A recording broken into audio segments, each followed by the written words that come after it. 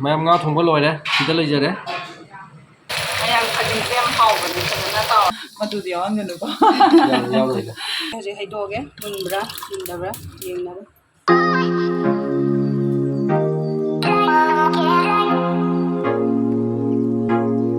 ꯃꯌꯥꯝ ꯅꯣꯡꯁꯨ ꯀꯟꯅ ꯆꯨꯊꯔꯛꯏ ꯑꯗꯨꯒ ꯅꯥꯎꯕꯤꯅ ꯑꯩꯉꯣꯟꯗ ꯍꯧꯖꯤꯛ ꯀꯩ ꯏꯟꯖꯥꯡ ꯆꯥꯅꯤꯡꯒꯦ ꯍꯪꯉꯝꯕꯗꯣ ꯇꯨ ꯀꯔꯤꯅꯣ ꯑꯣꯔꯗꯔ ꯇꯧꯔꯒ ꯄꯨꯔꯒ ꯍꯧꯖꯤꯛ ꯊꯤꯜꯂꯛꯑꯝꯃꯦ ꯊꯣꯡ ꯕꯦꯜ ꯈꯤꯡꯉꯦꯅ ꯇꯧꯔ ꯌꯦꯡꯉꯨꯀꯥꯟ ꯁꯣꯐꯥꯗ ꯊꯝꯃꯔꯣꯏꯀꯣ ꯃꯅꯨꯡꯗ ꯌꯦꯡꯍꯜꯂꯛꯀꯦꯀꯣ ꯁꯤ ꯂꯩꯔꯦ ꯉꯥ ꯔꯧ ꯑꯩꯅ ꯔꯧ ꯆꯥꯅꯤꯡꯉꯦ ꯍꯥꯏꯕꯅꯦ ꯑꯗꯣ ꯑꯩꯈꯣꯏ ꯅꯥꯎꯕꯤꯅ ꯔꯧ ꯄꯤꯛꯇꯤ ꯄꯤꯛꯑꯁꯨ ꯔꯧ ꯑꯣꯏꯔꯕ ꯃꯥꯜꯂꯦ ꯅꯥꯎꯕꯤꯅ ꯀꯩꯅꯣ ꯇꯧꯔꯦ ꯑꯣꯔꯗꯔ ꯇꯧ ꯂꯩꯔꯝꯃꯦ ꯑꯗꯨꯒ ꯁꯤꯅ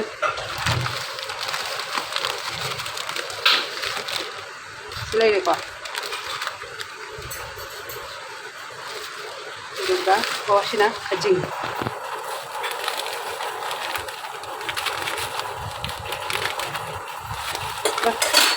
यहाँ खजूर से लगे कामिनी खाते ना आप ये प्रॉन्स प्रॉन्स नहीं खाते और फिर बन गया मैं नौकरी की थबक थबी हमारे थबक गांग तो बोला ही ने यहाँ फाइए पंचा हाँ देखिए ना एक बार और दिखाओ क्या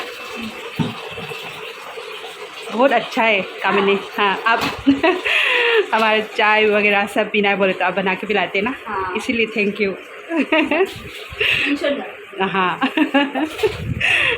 हाँ नहीं आपको थैंक यू बोलना चाहिए क्योंकि लिए किया है कि नहीं किया आपने बहुत किया है ना तो इसलिए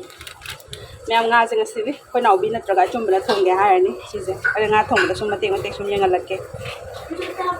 हजिक कामे मुनब्रा मुनदब्रा येंगसि हजिको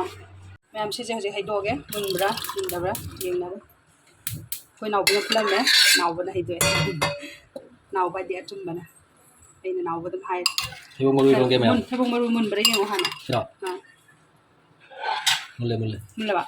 ओ इरोन बदवे मु साउदोरी है मैम थंग थंग येंगलके मैम ngasi इरोंबसे मनी मु बांगना चाबो बदगे अैना चानिंगेन हायनेबा मु अैगिदि मो यावदबिदा लोनदोइने मोगिना मोरो यावगा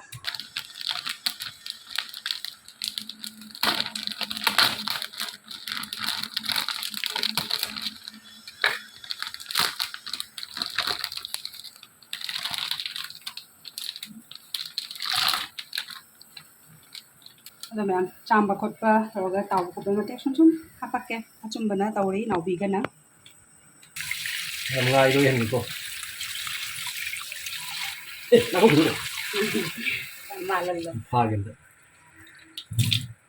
हजिक फुंगा मचुगा खतंग तोड़नबको नाना मचुगा होबकुसिरा मचुदी यावंगनुको कोई नाउबीगा नाउबो ngasi थोंदोरिबा नाउबोना थोंदोरिबा थुमगा मचुगा ख तोले मचु खुयाम सिदी कई हाल nga jo ngौबदा mahau लेनबा आनिको मिगु 1 मिनिट ना खजिंग जिना कोई नाउबीना कनो तौ होतरे कदौदनो खजिंग फ्राई तौर कदोइने प्रॉन्स सौबने अथरागे कुकिंग जे याहलो हायरो कुकिंग मेन जे कुकिंग वुमन से याहन बिरान से मैरिनेट तौर थमदोइबा सि लौथो आवसे सिना रौने रौ से किलो 950 पी अदगी सिना किलो 150 पी किलो फाद्रे से 900 ग्राम चनिपान यांखै की गाने मणिपुर दी रौ से क्या पिए रौरा चहुम मदों जम अदो साइड दी समुद्र की गा दनिना तौदे हाबा तांदे हाबा जो ऑर्डर तौर ऑनलाइन ऑर्डर तौर तौबो मैम थावैना हैरेको ये थावैना हैरे तेल तौदरे मा सिदो यालगे आपको यारे तादो नंगना थादरक लै दम चेले सारे नंग वाली मात्रो इता हाफिन होरगे मैम दी nga tawba हौरो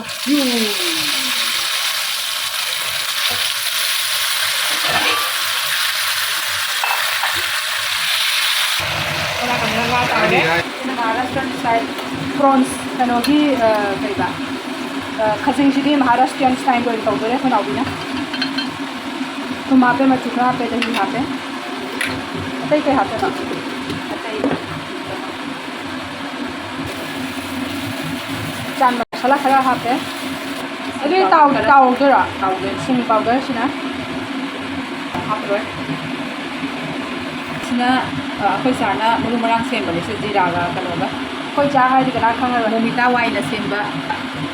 ꯀꯔꯤꯕ ꯐꯗꯤꯒꯣꯝ ꯑꯗꯨꯒ ꯁꯤꯒ ꯖꯤꯔꯥꯒ ꯑꯗꯨꯒ ꯁꯦꯝꯕ ꯃꯃꯥꯡ ꯀꯣꯔꯟꯐ꯭ꯂꯣꯔ ꯑꯩ ꯑꯉꯥꯡꯈꯣꯏ ꯆꯥꯕꯗ ꯍꯥꯎꯅꯕ ꯀꯣꯔꯟꯐ꯭ꯂꯣꯔ ꯍꯥꯞꯇꯣꯏꯅꯦ ꯃꯌꯥꯝ ꯀꯣꯔꯟꯐ꯭ꯂꯣꯔ ꯁꯨꯃꯥꯏꯅ ꯑꯗꯨꯒ ꯑꯖꯤꯅꯥꯎ ꯈꯇꯪꯈꯛ ꯍꯥꯞꯄ ꯌꯥꯏ ꯃꯁꯇꯥꯔꯠ ꯑꯖꯤꯅꯥꯎ ꯁꯤꯁꯦ ꯌꯥꯝꯅ ꯍꯥꯎꯕꯅꯦ ꯃꯌꯥꯝ ACE Gold कच्ची गानी मस्तार्ड ऑयल खतंग हापचरगे मम्मी खतंग हापचरगे हाँ मम्मी की रोज की वाने अदुगा सी हाना और खायरनी इसे ऐसे मुझे खुद नोट कदम ने दो को बिचाने वीडियो ना मम्मी ना रंग समाय हम दौड़े अदो हापचरगे को मैं आपसे ना और कदम ने दो मैं वीडियो ना मम्मी आई यूं स्वाई स्वाई लगा यार कदम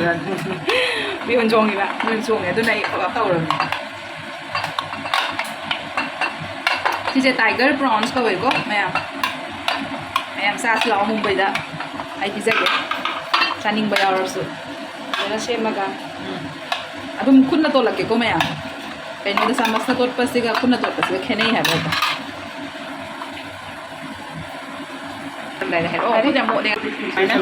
सी मैरिनेट तोरेदना मैरिनेट तोरगा थमग्रानी सी almost 30 minutes थमबिदोबको खुन्ना हाय तान तांबे थुम नंबरा कायना तेंगुरा मैम तौजाना वीडियो नमकनी ने तंगुदा हावे या हावे ये थम नंबर आई तौगे मैम सी जोजी मखों खुमजला थमग्रानी को हां लगेको खुमेदना दुगा फ्रीजर दा हापटा मा ताउबसु लोइरे जी अदुगा ꯀꯩꯅꯣ ꯉꯥ ꯑꯇꯣꯏꯕ ꯊꯣꯡꯕ ꯍꯧꯒꯅꯤ ꯉꯥ ꯃꯇꯨꯝꯁꯨ ꯑꯣꯏꯅ ꯑꯗꯨꯝ ꯑꯇꯣꯏꯕ ꯊꯣꯡꯒꯠꯂꯦ ꯑꯗꯨꯗꯤ ꯑꯗꯨꯝ ꯍꯥꯞꯄꯒ ꯍꯥꯞꯆꯤꯜꯂꯒꯦ ꯑꯩꯈꯣꯏ ꯅꯥꯎꯄꯤ ꯆꯥꯛ ꯏꯟꯁꯥꯡ ꯊꯣꯡꯕ ꯌꯥꯝ ꯍꯩꯕꯅꯤꯀꯣ ꯊꯥꯖꯗꯅ ꯀꯣꯟꯅꯗꯕꯩ ꯋꯥꯅꯤ ꯅꯨꯄꯤ ꯈꯔ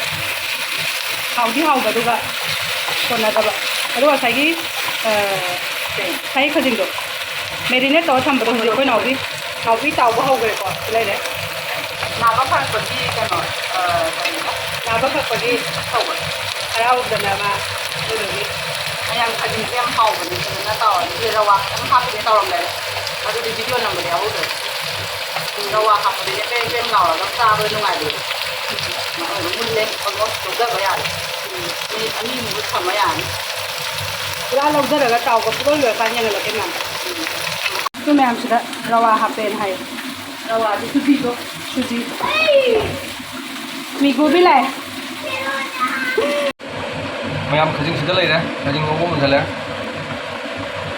ꯑꯗꯨꯒ ꯁꯤꯗꯅ ꯉꯥ ꯊꯣꯡꯕꯁꯦ ꯂꯩꯔꯦ ꯁꯤꯗꯅ ꯑꯇꯥꯎꯕ ꯂꯩꯔꯦ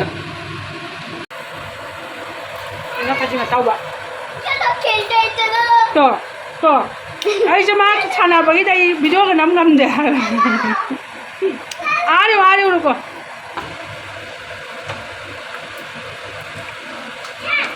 너무 많아.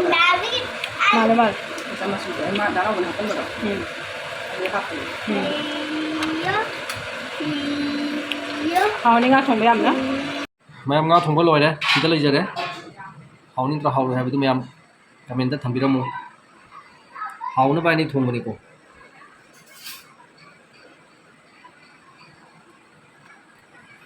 ꯃꯌꯥꯝ ꯍꯧꯖꯤꯛ ꯊꯩꯕꯣꯡ ꯃꯔꯨꯁꯦ ꯃꯀꯨ ꯂꯧꯊꯣꯛꯑꯒꯦꯀꯣ ꯃꯌꯥꯝ ꯊꯩꯕꯣꯡ ꯏꯔꯣꯟꯕꯁꯨ ꯂꯣꯏꯔꯦ ꯍꯧꯖꯤꯛ ꯆꯥꯅꯕ ꯁꯦꯝ ꯁꯥꯔꯒꯦ ꯑꯃꯨꯛ